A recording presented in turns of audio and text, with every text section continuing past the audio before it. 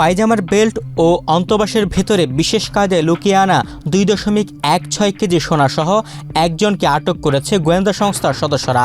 সোমবার চট্টগ্রামের শাহ আমানত আন্তর্জাতিক বিমানবন্দরে দুবাই থেকে আসা ফ্লাই দুবাইয়ের FZ 463 ফ্লাইটের এক যাত্রী গ্রিন চ্যানেল অতিক্রম করার সময় গোপন তথ্যের ভিত্তিতে একজনকে তল্লাশি করা হয়। এ সময় ওই যাত্রীর কাছ থেকে সোনার গহনা ও গলিত সোনা পাওয়া যায়।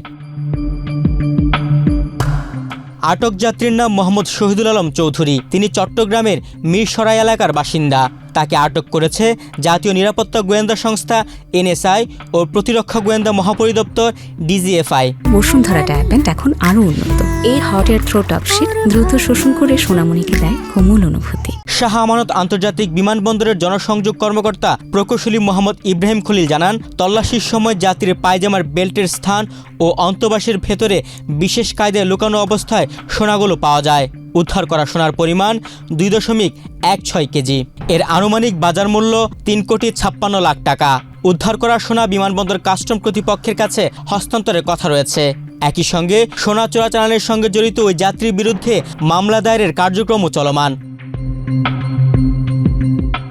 বিমানবন্দরে স্বর্ণের চোরাচালান ধরার ঘটনা নতুন কিছু নয়। ঢাকাসহ দেশের বিভিন্ন বিমানবন্দরে এই ঘটনা অনেকটাই নিয়মিত। বিশেষ করে আন্তর্জাতিক রুটে এ ধরনের ঘটনা বেশি ঘটে থাকে। আইনশৃঙ্খলা বাহিনীর ফাঁকফোকর গলিয়ে অপরাধী চক্র স্বর্ণ চোরা কারবারিতে জড়িত।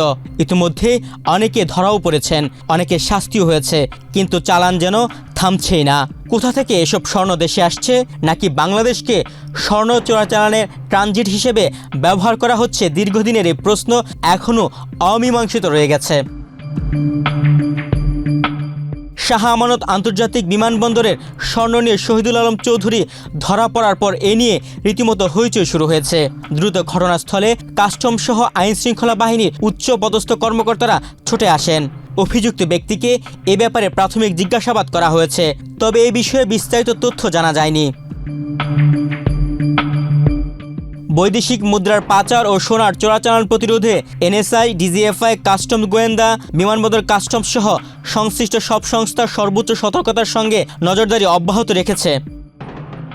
তুহিন ভুইয়া, বাংলাদেশ প্রতিদিন।